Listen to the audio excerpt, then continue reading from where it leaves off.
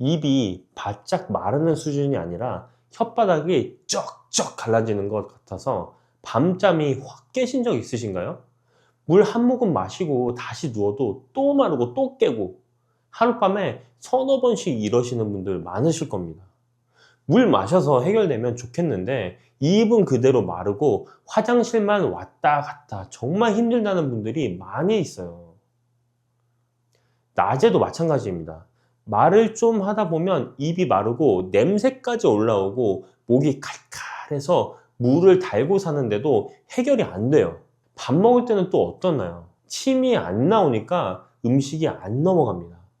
자, 오늘은 이 문제를 확실하게 짚어드리겠습니다. 이렇게 입이 마르는 게 단순히 물이 부족해서가 아닙니다. 문제는 침입니다. 침이 제대로 안 나오는 겁니다. 우리의 입 안에는 하루에 1리터에서 1.5리터 큰 생수병 하나의 분량의 침이 나와야 정상이거든요. 그래야 입안이 촉촉하게 유지가 됩니다. 그런데 이게 절반 이하로 뚝 떨어지면 아무리 물을 마셔도 소용이 없어요. 물은 그냥 목구멍으로 넘어가 버리고 입안을 적셔주는 건 오직 침뿐이거든요. 침이 안 나오면 어떻게 되느냐? 입안에 세균이 폭발적으로 늘어납니다. 원래 침 속에는 세균을 잡는 항균 물질이 들어있어요.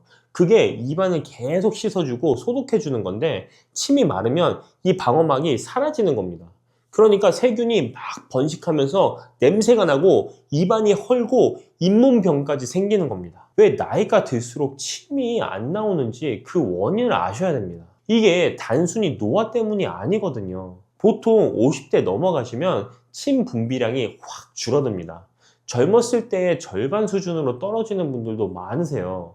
그러니까 예전엔 괜찮았는데 요즘 들어 부쩍 입이 마르다 싶으시면 이미 침샘 기능이 떨어지기 시작한 거예요. 근데 이 입마름을 방치하면 줄줄이 문제가 생깁니다. 자, 첫 번째로 충치가 급격하게 늘어요. 침이 치아를 보호해 주는 건데 그게 없으니까 이가 썩어 들어가는 겁니다. 잇몸도 마찬가지예요. 어르신들이 치아 빠지는 거 대부분 잇몸병에서 시작하거든요.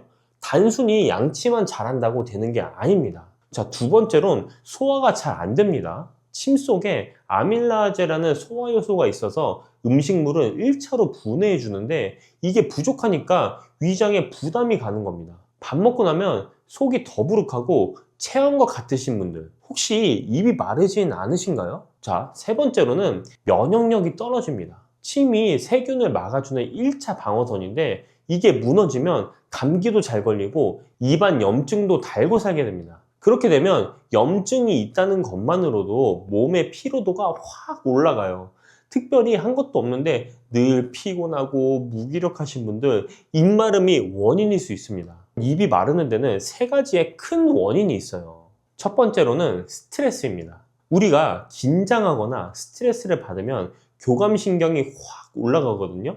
그러면 몸이 전투 모드로 바뀌면서 침 분비가 뚝 떨어집니다. 중요한 발표를 앞두고 입이 바싹 마르는 거 다들 경험해 보셨을 거예요. 그게 바로 교감신경 때문이에요. 그런데 요즘 어르신들 만성 스트레스에 시달리시는 분들 많으시거든요. 몸이 계속 긴장 상태가 되니까 침이 제대로 안 나오는 겁니다. 자, 두 번째, 구강호흡입니다. 코로 숨을 쉬어야 되는데 입으로 숨 쉬는 분들이 많으세요. 특히 주무실 때 입 벌리고 자시는 분들 아침에 입이 바짝 마를 수밖에 없어요. 입으로 공기가 계속 드나드니까 입안에 수분이 다 날아가 버리는 거죠. 코가 막혀서 어쩔 수 없이 입으로 숨 쉬는 분들도 계시고 습관이 되신 분들도 계신데 이게 입마름의 큰 원인입니다. 세 번째가 가장 중요합니다. 바로 혈액순환입니다. 침샘도 결국에는 혈액을 공급받아서 일을 하거든요. 나이 들면서 심장 기능이 떨어지고 혈액순환이 안 되면 침샘까지 피가 제대로 안 가는 거예요.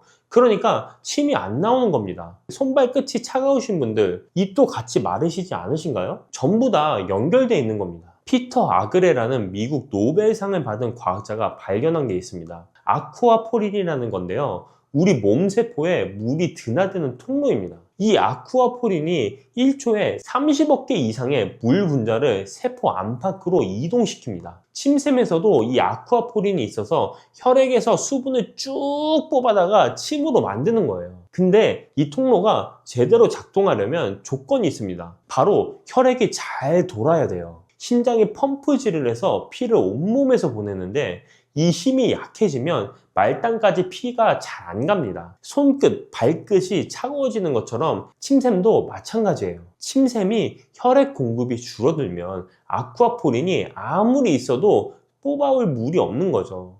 그러니까 침이 안 나오는 겁니다. 여기서 스트레스도 한 몫을 하는데요.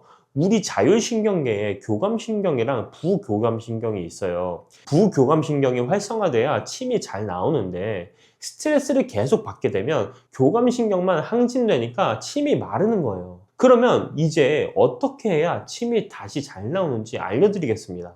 자, 첫 번째는 씹는 겁니다. 평소에 침이 1분에 0.3ml 정도 나오거든요. 근데 음식을 꼭꼭 씹으면 최대 4ml까지 나옵니다. 10배가 넘게 늘어나는 거예요. 그래서 식사하실 때 한 입에 30번 이상 씹어보세요. 처음엔 어려울 수 있으니 15번, 20번씩 늘려가며 습관을 들이시면 침 분비가 확 달라집니다. 자, 두 번째는 아마 처음 들어보셨을 것 같은데요. 침샘 마사지입니다. 우리 얼굴에 침샘이 세 군데가 있어요. 여기 귀 밑에 귀 밑샘, 턱 아래에 턱 밑샘, 혀 밑에 혀 밑샘. 여기를 자극해주면 침이 잘 나옵니다. 방법은 아주 간단해요. 귀 밑에서 시작해서 턱 쪽으로 쓸어내리듯이 마사지 해주시면 됩니다. 아침 저녁으로 1분씩만 해주세요. 따뜻한 수건 올려놓고 하시면 더 좋습니다. 세 번째는 운동입니다. 아까 혈액순환이 중요하다고 했잖아요. 운동하는 사람이 안 하는 사람보다 심장질환 발병률이 절반이에요. 심장이 튼튼해지면 혈액순환이 좋아지고 침샘까지 피가 잘 가니까 침이 잘 나오는 거죠. 거창하게 할 필요 없습니다. 하루에 30분 걷기만 해도 됩니다. 주 4회 이상 좀 숨차고 땀날 정도로 걸으시면 충분합니다. 자, 네 번째, 신맛 나는 음식입니다. 자, 레몬, 매실, 귤 같은 거 드시면 침샘이 바로 자극되는데요. 입에 딱 넣으면 침이 고이잖아요. 그게 침샘이 반응하는 거예요. 새콤한 과일 자주 드시고 사과나 당근처럼 아삭아삭 씹히는 것도 좋습니다. 씹으면서 침 분비가 되니까 일석이조입니다. 자, 이 입마름을 개선하고 싶으신 분들은 조심하셔야 될 게 있습니다. 첫 번째, 커피를 끊으셔야 됩니다. 커피가 왜 안 좋냐면요. 일단 이뇨작용이 있어서 몸의 수분을 쫙 빼내요. 그리고 커피가 산성이거든요. 입안이 산성이 되면 세균이 번식하기 딱 좋은 환경이 되는 거예요. 그러니까 입도 마르고 냄새도 나는 거죠. 그러면 디카페인은요? 하실 수 있는데 이 디카페인도 마찬가지입니다. 카페인만 뺀 거지 산성은 똑같아요. 커피는 줄이는 게 아니라 아예 끊으시는 게 좋습니다. 자, 두 번째, 술하고 담배입니다. 둘 다 침 분비를 억제시킵니다. 술 드시고 다음날 아침에 입이 바짝 마르잖아요. 그게 알코올이 수분을 다 빼가고 침샘 기능까지 떨어뜨리기 때문입니다. 담배도 마찬가지입니다. 입마름을 해결하시려면 이 두 가지는 꼭 줄이셔야 해요. 자, 세 번째, 입으로 숨 쉬는 습관입니다. 특히 주무실 때 입 벌리고 자시는 분들, 테이프 붙이고 주무시는 분들도 계시더라고요. 그게 효과가 있습니다. 코로 숨 쉬는 습관을 들이시면 밤사이에 입 마르는 게 확 줄어듭니다. 입이 마르는 건 단순히 물이 부족해서가 아닙니다. 침이 안 나오는 겁니다.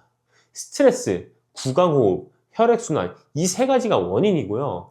침이 안 나오면 충치, 소화장애, 면역력 저하까지 줄줄이 문제가 생겨요. 해결 방법은 네 가지입니다. 한 입에 오래 씹기, 침샘 마사지, 귀 밑에서 이 턱 밑에까지, 혀 밑에까지, 하루에 30분 걷기, 신맛 나는 과일 챙겨 드시기, 그리고 커피, 술, 담배는 줄이시고 코로 숨 쉬는 습관 들이세요.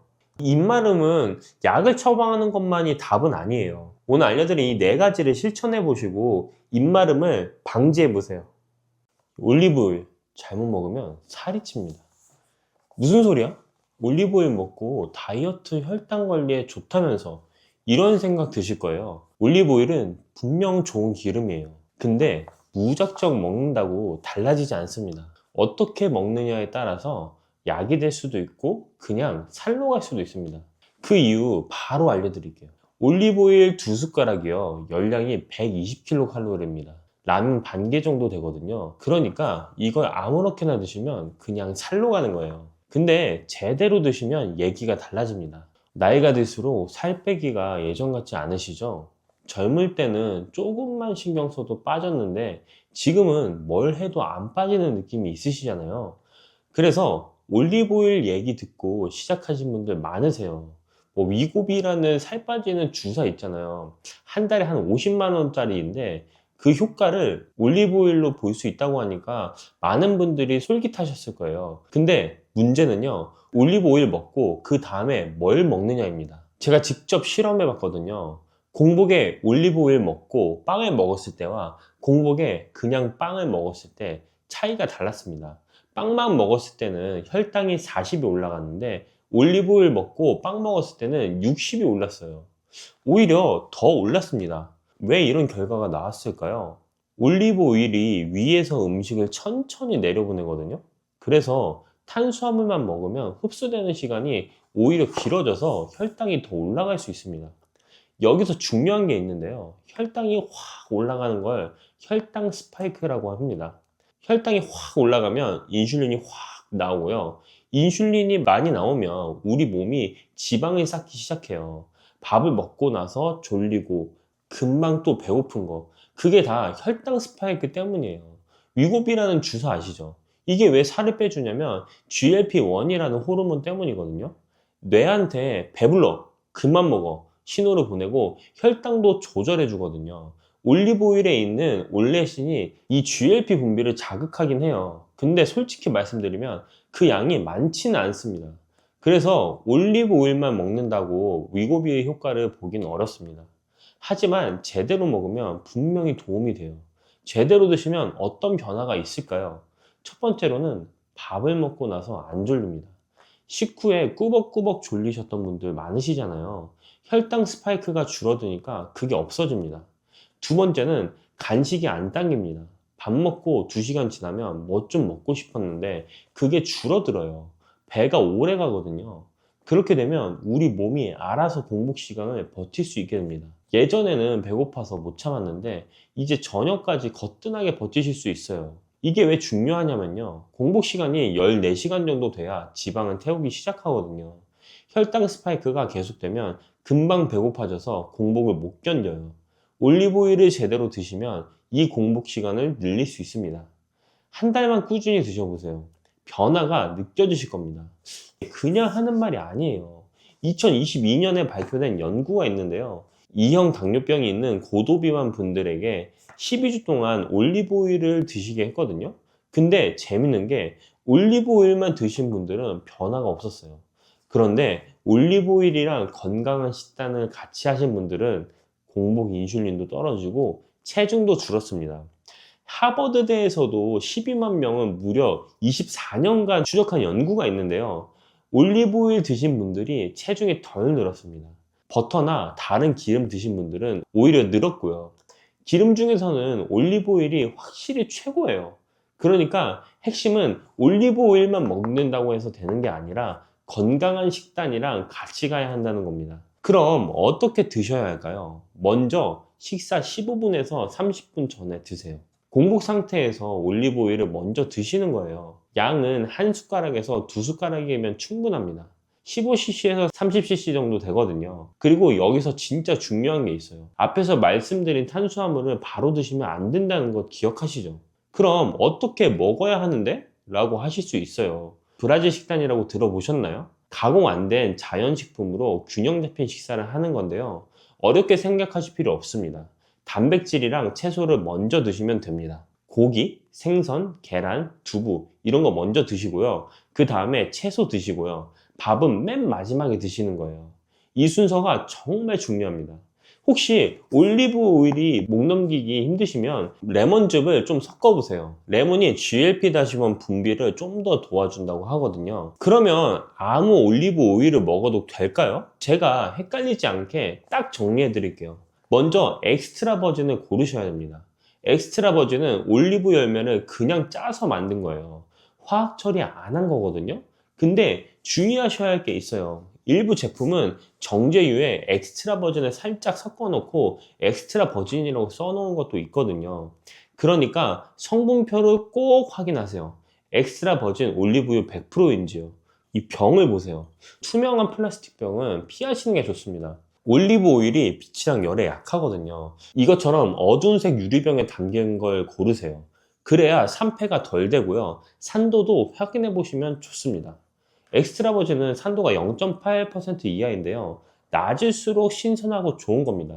0.3% 이하면 아주 좋은 거고요. 가격은 500ml 기준으로 15,000원에서 30,000원 정도면 괜찮은 거 드실 수 있습니다.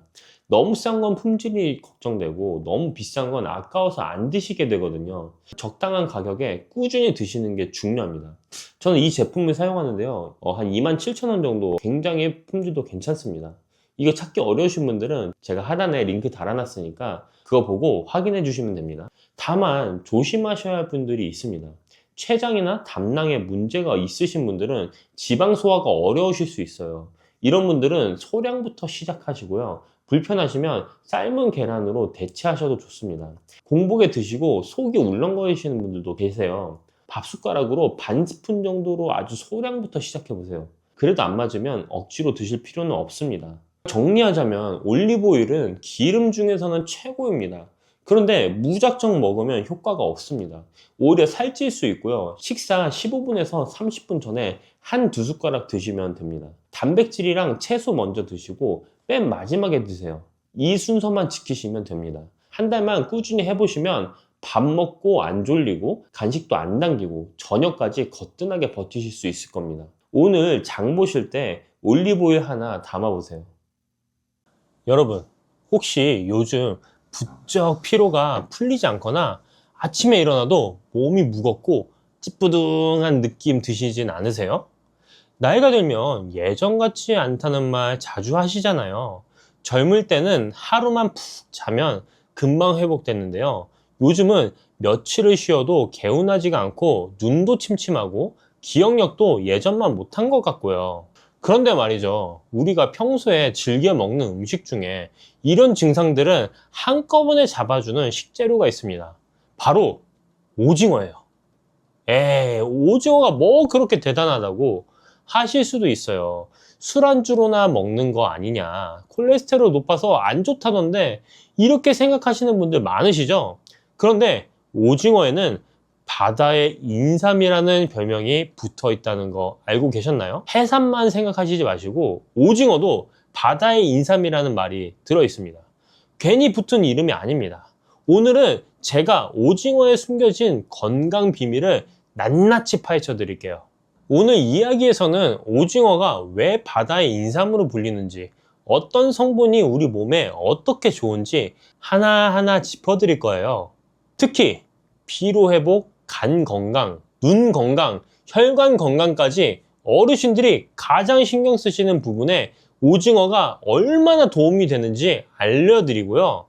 오징어와 함께 먹으면 보약이 되는 음식들, 반대로 절대 같이 드시면 안 되는 음식도 있습니다. 이 부분 모르시고 드시면 오히려 탈이 날 수 있어요. 꼭 알아두셔야 합니다. 마지막으로 맛있고 건강하게 오징어 드시는 조리법까지 오늘 한 번에 정리해 드릴게요. 나이가 들면 여기저기 불편한 곳이 하나둘씩 생기기 마련이에요. 아침에 눈 뜨면 개운하기는커녕 온몸이 무겁고 조금만 움직여도 금방 지치고요. 눈은 침침해서 신문 글씨가 잘 안 보이고 가끔 깜빡깜빡 잊어버리는 것도 많아지셨을 거예요. 그냥 나이 들면 다 그런 거지 뭐 하고 넘기기가 쉬운데요. 사실 이런 증상들이 계속 쌓이면 더 큰 문제로 이어질 수 있습니다. 만성 피로가 계속되면 면역력이 떨어지고 눈이 계속 나빠지면 일상생활이 불편해지고 기억력 감퇴가 심해지면 치매 위험까지 높아질 수 있거든요. 그래서 평소 식습관으로 미리미리 관리하는 게 정말 중요합니다. 왜 이런 증상들이 생기는 걸까요? 나이가 들면 우리 몸에서 여러 가지 변화가 일어납니다. 우선 간 기능이 예전만 못해져요. 간은 우리 몸의 해독 공장인데 이 기능이 떨어지면 피로 물질이 잘 안 빠지고 쌓이게 됩니다. 그러니까 자도 피곤한 거예요. 눈도 마찬가지입니다. 나이가 들면 망막 세포가 약해지고 눈을 보호하는 항산화 물질도 줄어들어요. 그래서 눈이 쉽게 피로해지고 침침해지는 거죠. 뇌도 빼놓을 수 없어요. 뇌세포막을 구성하는 좋은 지방이 부족해지면 기억력과 인지 기능이 떨어집니다. 특히 DHA라는 성분이 부족하면 치매 위험도 높아진다고 해요. 여기에 운동 부족, 불규칙한 식습관, 스트레스까지 더해지면 문제가 더 커지고요. 그런데 이런 문제들을 한꺼번에 도와줄 수 있는 성분이 있습니다. 바로 타우린과 DHA예요. 그리고 이 두 가지가 아주 풍부하게 들어있는 식품이 바로 오징어입니다. 자, 이제 본격적으로 오징어가 왜 바다의 인삼인지 알려드릴게요. 첫 번째, 간 건강과 피로 회복에 탁월합니다. 오징어에는 타우린이라는 성분이 아주 풍부해요. 100g당 300에서 400mg이나 들어있는데 이게 같은 양의 소고기보다 무려 10배 이상 많은 양입니다. 대한간학회지에 발표된 연구에 따르면 타우린은 간세포를 보호하고 독소를 중화시키는 역할을 합니다. 술 드신 다음날 해장국에 오징어 넣어 드시면 속이 풀리는 게 다 이유가 있는 거예요. 타우린은 또 근육에 쌓인 피로 물질인 젖산을 분해해서 피로 회복을 도와줍니다. 요즘 에너지 음료에 타우린이 꼭 들어가는 이유가 바로 이것 때문이에요. 두 번째, 눈 건강을 지켜줍니다. 타우린은 우리 눈의 망막에도 아주 많이 존재하는 성분이에요. 빛에 의한 산화 스트레스로부터 망막을 보호해 주거든요. 일본 안과학회지 연구에서는 타우린이 당뇨병성 망막증 진행을 늦추는데 효과가 있다고 보고했습니다. 눈이 침침하고 쉽게 피로해지시는 분들께 오징어가 특히 좋은 이유가 여기 있어요. 세 번째, 두뇌 건강과 기억력에 도움이 됩니다. 오징어에는 DHA라는 오메가3 지방산이 100g당 약 140mg이 들어있어요. DHA는 뇌세포막의 주요 구성 성분으로 기억력과 인지기능 유지에 꼭 필요한 영양소입니다. 한국영양학회지 연구에서는 DHA를 꾸준히 섭취하면 노년기 인지기능 저하를 늦출 수 있다고 밝혔어요. 치매 예방에도 연관이 있다고 하니 일주일에 두세 번 오징어 드시면 뇌 건강 유지에 충분한 양을 섭취하실 수 있습니다. 네 번째, 혈관 건강에도 좋습니다. 오징어에 들어있는 EPA와 DHA 같은 오메가3 지방산은 혈중 중성지방 수치를 낮추고 혈액순환을 개선해요. 미국 심장학회 자료에 따르면 오메가3 지방산은 동맥경화 진행을 억제하고 혈압을 낮추는 효과가 있습니다. 타우린 역시 혈관을 이완시켜 고혈압 예방에 도움이 되고요. 다섯 번째, 빈혈 예방에 효과적입니다. 오징어에는 비타민 B12가 풍부해요. 100g만 드셔도 하루 권장량은 거의 채울 수 있을 정도입니다. 비타민 B12는 적혈구 생성에 꼭 필요한 영양소인데 특히 위장 흡수 기능이 떨어진 어르신들께서 부족해지기 쉬운 영양소예요. 오징어를 꾸준히 드시면 빈혈 예방에 큰 도움이 됩니다. 여섯 번째, 다이어트와 근육 유지에 좋습니다. 오징어는 고단백 저칼로리 식품의 대표 주자예요. 100g당 약 85kcal 밖에 안 되는데 단백질은 18g이나 들어있거든요. 닭가슴살이랑 비슷한 수준이에요. 특히 나이가 들면 근육이 자연스럽게 줄어드는데 이걸 근감소증이라고 해요. 충분한 단백질 섭취가 이 근감소증을 예방하는데 아주 중요합니다. 이렇게 좋은 오징어 어떻게 드셔야 더 효과적일까요? 제가 맛있고 건강하게 드시는 방법을 알려드릴게요. 함께 먹으면 좋은 음식부터 말씀드릴게요. 첫 번째, 무입니다. 무에 들어있는 디아스타제라는 소화 효소가 오징어의 단백질 소화를 도와줘요. 또 무의 식이섬유가 콜레스테롤 흡수를 억제해주기도 하고요. 오징어 묵국, 오징어 무침은 영양학적으로 아주 좋은 궁합이에요. 둘째, 미나리예요. 미나리는 해독작용이 뛰어나서 오징어와 함께 먹으면 간 건강에 시너지 효과가 납니다. 오징어 미나리 초무침, 전통적으로 사랑받아온 조합인데 다 이유가 있는 거예요. 셋째, 양배추입니다. 양배추에 들어있는 비타민 U가 위 점막을 보호해줘요. 오징어가 소화가 좀 어려운 편인데 양배추와 함께 드시면 위장 부담을 줄일 수 있습니다. 네 번째는 부추예요. 부추는 몸을 따뜻하게 해주는 성질이 있어서 차가운 성질의 오징어와 균형을 맞춰줍니다. 오징어 부추볶음은 스테미나 음식으로도 유명하죠. 자, 다섯 번째, 레몬이나 식초입니다. 산 성분이 오징어의 단백질을 부드럽게 해서 소화를 돕고 비타민C가 철분 흡수율을 2배에서 3배 정도 높여줘요. 오징어 회 드실 때 레몬즙 뿌려 드시면 맛도 좋고 영양 흡수도 좋아집니다. 적정 섭취량도 알려드릴게요. 일반적으로 일주일에 2에서 3회, 한 번에 100에서 150g 정도가 적당합니다. 대략 오징어 한 마리가 200에서 300g 정도 되니까 반마리에서 한 마리 정도 드시면 돼요. 건강한 조리법 4가지를 소개해 드리겠습니다. 첫 번째, 오징어 뭇국입니다. 물을 나박썰기에서 먼저 끓이다가 무가 반쯤 익으면 손질한 오징어를 넣어주세요. 국간장으로 간하고 대파, 마늘을 넣으면 완성이에요. 무의 소화 효소가 오징어 소화를 돕고 국물이라 소화 부담도 적어서 어르신들께 특히 좋습니다. 자, 두 번째는 오징어 미나리 초무침이에요. 오징어를 끓는 물에 살짝 데쳐서 먹기 좋게 썰고 미나리는 5cm 길이로 잘라주세요. 초고추장에 버무리면 새콤달콤하니까 입맛도 돋우고 간 건강에도 좋은 반찬이 됩니다. 자, 세 번째, 오징어 양배추 볶음입니다. 오징어에 칼집 넣어서 먹기 좋게 썰고 양배추, 양파, 당근을 채 썰어서 함께 볶아주세요. 간장과 굴소스로 간하면 밥 반찬으로 그만이에요. 양배추의 비타민 U가 위 건강을 지켜줍니다. 자, 네 번째, 오징어 콩나물밥이에요. 쌀 위에 콩나물을 올리고 그 위에 손질한 오징어를 올려서 밥을 지으세요. 양념장 만들어서 비벼서 드시면 한 그릇으로 단백질, 탄수화물, 식이섬유를 균형 있게 드실 수 있어요.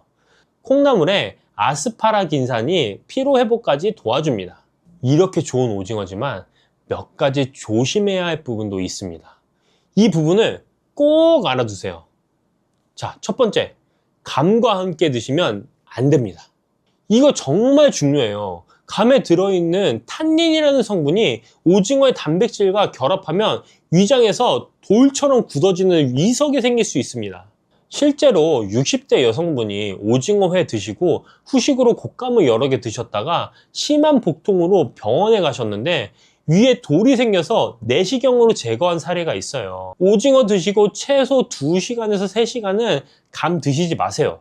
특히 곶감이나 떫은 감에 탄닌이 더 많이 있습니다. 자, 둘째는 녹차나 홍차도 같은 이유로 주의가 필요합니다. 녹차와 홍차에도 탄닌이 들어있거든요.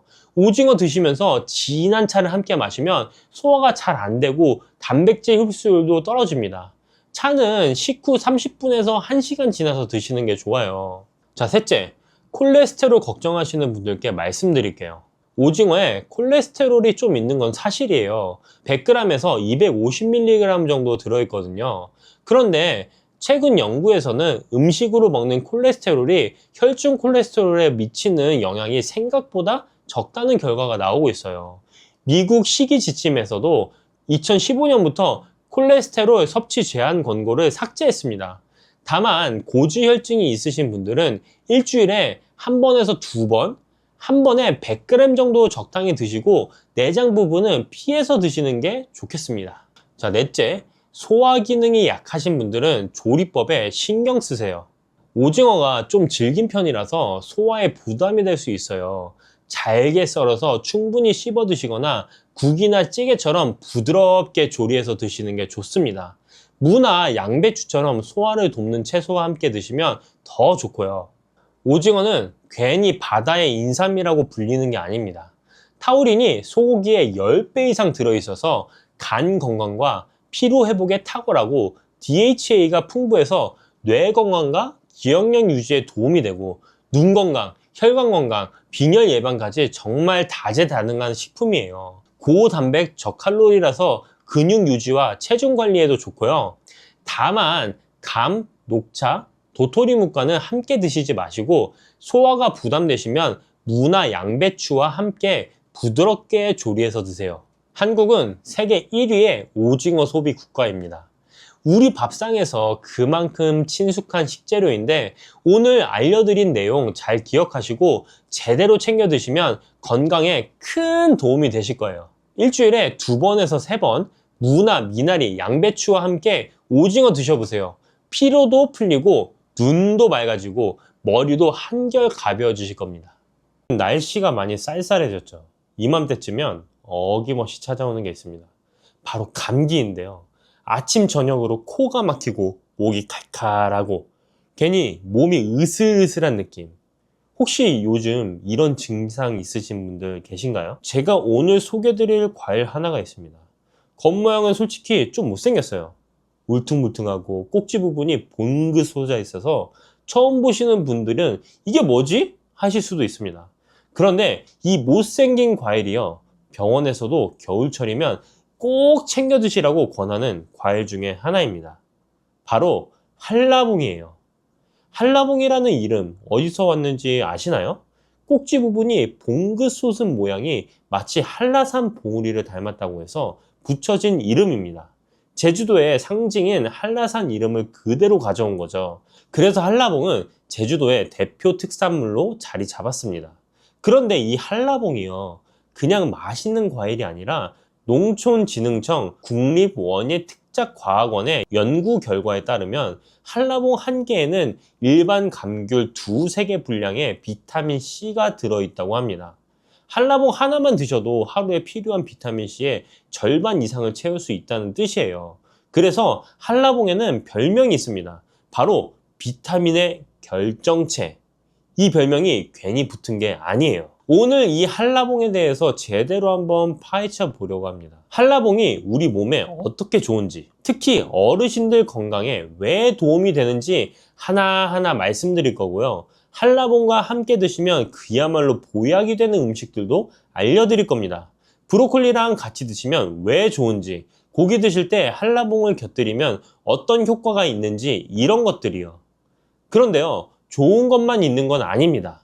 한라봉도 잘못 드시면 오히려 몸에 부담이 될 수 있어요. 특히 당뇨가 있으신 분들, 신장이 안 좋으신 분들은 주의하셔야 할 부분이 있습니다. 이 부분도 꼭 짚어드릴게요. 그리고 마지막에는 좋은 한라봉 고르는 법, 맛있게 드시는 방법까지 알려드리겠습니다. 끝까지 함께 해주세요. 나이가 들면 가장 먼저 느끼는 변화가 뭘까요? 아침에 일어났을 때 괜히 몸이 무겁고 예전 같지 않다는 느낌? 조금만 움직여도 피로가 쉽게 쌓이고 회복도 더딘 것 같고요. 특히 겨울철에는 감기도 자주 걸리고 한 번 걸리면 낫는데도 오래 걸리죠. 눈도 예전 같지 않습니다. 스마트폰 글씨가 잘 안 보여서 팔을 쭉 뻗어 보게 되고 TV 자막도 흐릿하게 느껴지고요. 눈이 뻑뻑하고 건조한 느낌도 자주 드시죠? 혈관 건강도 걱정입니다. 콜레스테롤 수치가 높다는 얘기를 들으셨거나 혈압약을 드시는 분들도 계실 거예요. 혈관에 기름기가 쌓이면 동맥경화나 뇌졸중 같은 무서운 병으로 이어질 수 있다는 거 다들 아시잖아요. 피부도 마찬가지입니다. 탄력이 떨어지고 잔주름이 늘어나고 기미나 잡티도 점점 짙어지죠. 거울을 볼 때마다 한숨이 나오신다는 분들도 계실 겁니다. 장 건강은 어떠세요? 변비 때문에 고생하시는 분들 정말 많습니다. 아침마다 화장실에 끙끙대다 보면 하루 종일 기분이 찝찝하죠. 속이 더부룩하고 답답한 느낌, 이것도 삶의 질을 많이 떨어뜨립니다. 이런 증상들 그냥 나이 탓이겠거니 하고 넘기기 쉽습니다. 하지만 이게 계속 쌓이면 더 큰 문제로 이어질 수 있어요. 면역력이 떨어지면 감기가 폐렴으로 번질 수도 있고, 혈관 건강이 나빠지면 심혈관 질환의 위험이 커지죠. 그렇다면 왜 이런 증상들이 생기는 걸까요? 우리 몸은 나이가 들면서 여러 가지 변화를 겪습니다. 먼저 면역력부터 살펴볼게요. 대한면역학회 설명에 따르면 나이가 들수록 면역세포의 기능이 저하된다고 합니다. 젊었을 때는 바이러스가 들어와도 면역세포가 빠르게 대응해서 물리쳤는데 나이가 들면 이 반응 속도가 느려지는 거예요. 그래서 감기에도 더 잘 걸리고 한 번 걸리면 낫는데도 오래 걸리는 겁니다. 피로가 쉽게 쌓이는 것도 이유가 있습니다. 우리 몸에는 에너지를 만들어내는 과정이 있는데 이 과정에서 젖산이라는 피로 물질이 생깁니다. 젊었을 때는 이 젖산이 빨리 분해되는데 나이가 들면 분해 속도가 느려져요. 그래서 조금만 움직여도 피로가 쌓이고 회복도 더딘 겁니다. 눈 건강이 나빠지는 것도 마찬가지입니다. 대한안과학회에서 발표한 자료를 보면 40대 이후부터 눈의 수정체 탄력이 떨어지기 시작한다고 해요. 그래서 가까운 것이 잘 안 보이는 노안이 오는 거죠. 여기에 비타민 A가 부족하면 안구건조증이나 야맹증까지 생길 수 있습니다. 혈관 건강은 더 심각합니다. 질병관리청 통계에 따르면 60대 이상 어르신 중에 절반 가까이가 고혈압이나 고지혈증을 갖고 계신다고 합니다. 나이가 들면 혈관벽에 콜레스테롤이 쌓이기 쉬워지고 혈관이 딱딱해지면서 동맥경화로 이어질 수 있어요. 피부 노화의 주범은 활성산소입니다. 활성산소가 피부 세포를 공격하면 콜라겐이 파괴되고 탄력이 떨어지면서 주름이 생기는 거예요. 여기에 자외선 노출까지 더해지면 기미나 잡티도 짙어지죠. 장 건강이 나빠지는 건 장 운동이 느려지기 때문입니다. 나이가 들면 장의 연동 운동이 약해지고 여기에 수분 섭취가 부족하거나 식이섬유를 충분히 못 드시면 변비가 생기는 거예요. 이렇게 보니까 참 복잡하죠. 노화에다가 생활습관까지 여러 원인이 복합적으로 작용하면서 문제가 생기는 겁니다. 그런데요, 이런 여러 문제들에 도움을 줄 수 있는 과일이 있습니다. 바로 오늘의 주인공 한라봉이에요. 한라봉에는 비타민C, 구연산, 헤스페리딘, 카로티노이드 같은 성분들이 풍부하게 들어있거든요. 지금부터 이 성분들이 우리 몸에 어떻게 좋은지 하나씩 살펴보겠습니다. 첫 번째, 면역 강화와 감기 예방입니다. 한라봉에는 비타민C가 100g당 53mg이 들어있습니다. 이게 어느 정도냐면요, 일반 감귤이 36mg이니까 한라봉이 약 1.5배 많은 거예요. 농촌진흥청 자료에 따르면 한라봉 한 개면 하루 비타민C 권장량의 절반 이상을 충족할 수 있다고 합니다. 비타민C는 면역세포의 활동을 도와줍니다. 백혈구가 바이러스와 싸울 때 비타민C가 필요하거든요. 그래서 비타민C가 충분하면 감기에 덜 걸리고 걸려도 빨리 낫는 거예요. 특히 면역력이 떨어지기 쉬운 겨울철에 어르신들께 한라봉은 정말 좋은 과일입니다. 두 번째는 피로회복 효과입니다. 한라봉의 상큼한 신맛 느껴보셨죠? 이 신맛의 정체가 바로 구연산입니다. 구연산은 우리 몸에서 에너지를 만들어내는 과정에 참여하는데요. 이 과정에서 젖산이라는 피로물질이 쌓이는 걸 막아줍니다. 쉽게 말해서 피로가 덜 쌓이게 해주는 거예요. 구연산에는 또 다른 좋은 점이 있습니다. 칼슘의 체내 흡수율을 높여준다는 거예요. 골다공증이 걱정되시는 분들, 한라봉 드시면 뼈 건강에도 도움이 됩니다. 세 번째, 눈 건강입니다. 한라봉에는 비타민 A도 들어있습니다. 비타민 A는 눈의 피로를 풀어주고 안구건조증을 예방하는 데 도움을 줘요. 대한안과학회에서도 비타민 A가 부족하면 야맹증이나 안구건조증이 생길 수 있다고 경고하고 있습니다. 스마트폰이나 TV를 많이 보시는 분들, 노안이 걱정되시는 분들께 한라봉이 도움이 됩니다. 네 번째, 혈관 건강입니다. 이 부분은 특히 중요해요. 한라봉을 드실 때 속껍질 있잖아요. 하얀 실 같은 부분이요. 이걸 벗겨내고 드시는 분들이 많으시죠? 그런데 이 속껍질에 아주 귀한 성분이 들어있습니다. 바로 헤스페리딘이라는 성분인데요. 비타민 P라고도 불립니다. 한국식품영양과학회에서 연구에 따르면 헤스페리딘은 혈중 나쁜 콜레스테롤 수치를 낮춰주고 혈관에 지방이 쌓이는 걸 막아준다고 합니다. 모세혈관을 튼튼하게 해주고 혈액순환도 개선해줘요. 동맥경화, 뇌졸중, 고지혈증 예방에 도움이 되는 거죠. 그러니까 한라봉 드실 때 속껍질 벗기지 마시고 그대로 드세요. 그게 더 몸에 좋습니다. 다섯 번째, 항노화 효과입니다. 한라봉의 선명한 주황색 예쁘죠? 이 색깔의 비밀이 카로티노이드라는 색소 성분입니다. 카로티노이드는 강력한 항산화 작용을 해요. 우리 몸에서 세포를 공격하는 활성산소, 이걸 제거해 주는 겁니다. 활성산소가 줄어들면 세포 손상이 줄어들고 노화도 늦춰줍니다. 한라봉에는 비타민 E도 들어있어서 피부 노화를 막는 데도 도움이 돼요. 피부 탄력이 떨어지고 주름이 늘어나는 게 걱정이시라면 한라봉을 꾸준히 드셔보세요. 여섯 번째, 피부 미용 효과입니다. 아까 말씀드린 비타민C가 여기서도 활약해요. 비타민C는 콜라겐 생성을 촉진하고 콜라겐은 피부 탄력을 유지하는데 꼭 필요한 단백질이거든요. 비타민C가 충분하면 피부가 탱탱해지는 겁니다. 비타민C는 또 멜라닌 색소가 만들어지는 걸 억제해요. 기미나 잡티가 옅어지고 피부톤이 밝아지는 효과가 있습니다. 재밌는 활용법 하나 알려드릴게요. 한라봉 껍질을 깨끗이 씻어서 바싹 말린 다음에 뜨거운 물에 우려서 진피차처럼 드실 수 있어요. 이 물로 세안을 하시면 건성 피부 개선에 도움이 된다고 합니다. 신기하죠? 7번째, 장 건강과 변비 해소입니다. 한라봉에는 식이섬유와 팩틴 성분이 풍부합니다. 식이섬유는 장내 유익균이 잘 자라도록 도와주고 장 운동을 활발하게 해줘요. 변비로 고생하시는 분들께 정말 좋습니다. 장이 편해지면 삶의 질이 확 달라져요. 아침마다 배가 가볍고 화장실 스트레스가 줄어드니까 외출도 한결 가벼워지죠. 과식하고 속이 더부룩할 때 한라봉을 드시면 소화에도 도움이 됩니다. 6번째, 다이어트에도 좋습니다. 한라봉은 당도가 높지만 칼로리는 낮아요. 100g당 약 48kcal밖에 안 됩니다. 사과가 57, 배가 51이니까 한라봉이 더 낫죠. 한라봉 한 개가 250g 정도 되는데 그래봐야 80에서 90kcal예요. 간식으로 부담 없이 드실 수 있습니다. 게다가 식이섬유가 포만감을 주고 헤스페리딘이 체지방 분해에도 도움을 준다고 해요. 달콤하면서도 가볍게 드실 수 있는 과일입니다. 9번째는 항암 효과까지 있습니다. 한라봉 껍질에는 리모넨이라는 성분이 들어있어요. 리모넨은 진정작용과 함께 항암 작용도 한다고 알려져 있습니다.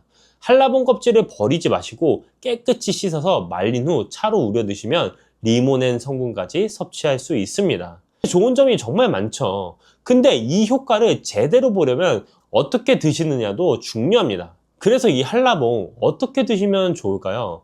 가장 좋은 방법은 그냥 생으로 드시는 겁니다. 껍질을 벗겨서 그대로 드세요. 단 아까 말씀드린 것처럼 속껍질은 벗기지 마시고 하얀 실 같은 부분에 비타민 P가 가장 많이 들어있으니까 하얀 실도 같이 드세요. 하루에 얼마나 드시면 될까요? 2개 정도가 적당합니다. 아무리 맛있어도 더 드시고 싶은 유혹은 참으셔야 돼요. 이유는 나중에 주의사항에서 말씀드릴게요. 드시는 타이밍도 중요합니다. 공복보다는 식후에 드시는 게 좋아요. 디저트로 드신다고 생각하시면 됩니다. 공복에 드시면 위산 분비가 촉진돼서 속이 쓰릴 수 있거든요. 이제 함께 드시면 좋은 음식을 알려드리겠습니다. 첫 번째는 브로콜리입니다. 이게 최고의 궁합이에요. 브로콜리에는 철분이 풍부한데 한라봉의 비타민C가 철분 흡수를 촉진합니다. 한국영양학회 자료에 따르면 비타민C가 철분의 체내 흡수율을 최대 6배까지 높여준다고 해요. 빈혈 예방이 필요하신 분들께 강력 추천합니다. 샐러드 만드실 때 데친 브로콜리와 한라봉을 함께 넣어보세요. 두 번째는 고기류입니다. 한라봉의 시트러스 향이 고기의 누린내를 잡아줘요. 고기를 구우실 때 한라봉 슬라이스를 함께 구우시면 향긋한 맛이 스며들면서 풍미가 좋아집니다. 돼지고기, 닭고기와 특히 잘 어울려요. 세 번째는 해산물입니다. 낙지나 생선의 비린내를 잡아주는데 탁월해요. 한라봉 낙지 무침이라는 요리가 있는데 한라봉즙을 양념에 넣으면 새콤달콤하면서도 비린내 없이 깔끔한 맛이 납니다. 네 번째는 견과류입니다.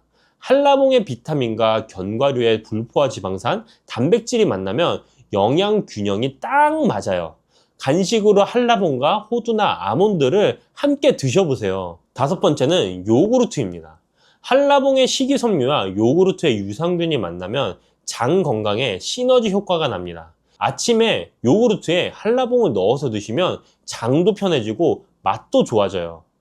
한라봉 껍질도 절대 버리지 마세요. 깨끗이 씻어서 채 썰어서 일주일 정도 바짝 말린 다음에 뜨거운 물에 우려서 꿀 타서 드시면 한라봉차가 됩니다. 감기 예방, 부종 완화, 소화 촉진에 좋고 껍질에 있는 리모넨 성분까지 섭취할 수 있습니다. 좋은 한라봉 고르는 법도 제가 알려드릴게요. 껍질이 얇고 손에 들었을 때 묵직한 걸 고르세요. 색이 선명한 주황색이고 꼭지가 싱싱한 녹색인 게 좋습니다. 껍질이 두껍고 푹신한 건 피하시고요. 한 가지 더, 한라봉은 후숙 과일이에요. 갓 수확한 한라봉은 즙이 적고 푸석할 수 있습니다. 3일에서 7일 정도 숙성시킨 후 드시면 신맛이 줄고 단맛이 강해져요. 서늘하고 통풍 잘 되는 곳에 두시면 됩니다. 이렇게 좋은 점이 많지만 한 가지 조심해야 할 부분도 있습니다. 첫 번째, 과다 섭취 시 손발이 노래질 수 있어요. 한라봉을 한꺼번에 너무 많이 드시면 피부가 노랗게 변할 수 있습니다. 특히 손바닥이나 발바닥이요. 이걸 카로틴 혈증이라고 하는데 한라봉에 풍부한 베타카로틴이 피하 지방에 축적되면서 생기는 현상이에요. 황달이랑 헷갈리실 수 있는데 황달은 눈 흰자위까지 노래지지만 카로틴 혈증은 눈은 정상입니다. 건강에 해로운 건 아니고 섭취량을 줄이면 며칠 내로 정상으로 돌아와요. 하지만 손발이 노래졌다면 너무 많이 드셨다는 신호니까 양을 줄이셔야 합니다. 두 번째, 당뇨병 환자분들은 주의하셔야 해요.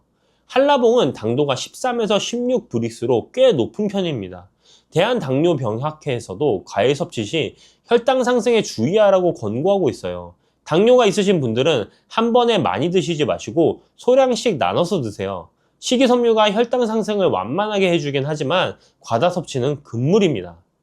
세 번째, 몸이 찬 분들도 조심하셔야 돼요. 감귤류는 대체로 찬 성질을 가지고 있습니다. 평소 손발이 차거나 소화가 잘 안 되시는 분들은 한 번에 많이 드시지 마시고 실온에 두었다가 드시면 좀 낫습니다. 네 번째, 신장 질환이 있으신 분들이에요. 한라봉에는 칼륨이 들어있습니다. 신장 기능이 약하시면 칼륨 배출이 어려울 수 있어요. 대한신장학회에서도 신장 기능이 저하된 분들은 칼륨 섭취를 조절하라고 권고하고 있습니다. 의사 선생님과 상담 후에 적정량만 드세요. 다섯 번째, 위장이 약하신 분들입니다. 아까 말씀드렸듯이 공복에 한라봉을 많이 드시면 속이 쓰릴 수 있습니다. 꼭 식후 디저트로 드시는 게 좋아요. 같은 음식도 사람에 따라 다르게 반응할 수 있습니다. 처음 드실 때는 소량부터 시작해서 몸의 반응을 살펴보시고 혈압약이나 다른 약을 드시는 분들은 전문의와 상담한 후에 드시는 게 안전합니다. 오늘 한라봉에 대해 이야기를 나눠봤습니다. 한라봉은 한라산 봉우리를 닮은 모양에서 이름을 얻은 제주도의 대표 과일이에요. 울퉁불퉁 못생긴 외모와 다르게 속에는 어마어마한 영양이 담겨 있죠. 비타민의 결정체라는 별명은 괜히 붙은 게 아닙니다. 농촌진흥청 연구에 따르면 한라봉 한 개에 감귤 2~3개 분량의 비타민 C가 들어있고 면역력 강화, 피로 회복, 눈 건강, 혈관 건강, 항노화, 피부 미용, 장 건강까지 정말 다양한 효능이 있습니다. 특히 속껍질에 들어있는 헤스페리딘은 혈관 건강에 탁월하니까 드실 때 속껍질 벗기지 마시고 그대로 드세요. 브로콜리와 함께 드시면 철분 흡수가 좋아지고 고기나 해산물과 함께 드시면 비린내도 잡아주면서 풍미도 살려줍니다. 다만 하루 2~3개 정도가 적당하고요. 당뇨가 있으신 분, 신장이 안 좋으신 분, 몸이 찬 분들은 양을 조절해서 드셔야 합니다. 공복보다는 식후에 드시는 게 좋고요. 좋은 한라봉은 껍질이 얇고 묵직한 걸 고르시면 됩니다. 후숙 과일이니까 상온에서 며칠 숙성시킨 후에 드시면 더 달고 맛있습니다. 겨울철 면역력이 걱정되시는 어르신 여러분, 한라봉 하나로 건강도 챙기고 맛있는 간식도 즐겨보세요. 단 너무 맛있다고 계속 드시다가 손발 노래지는 건 조심하시고요.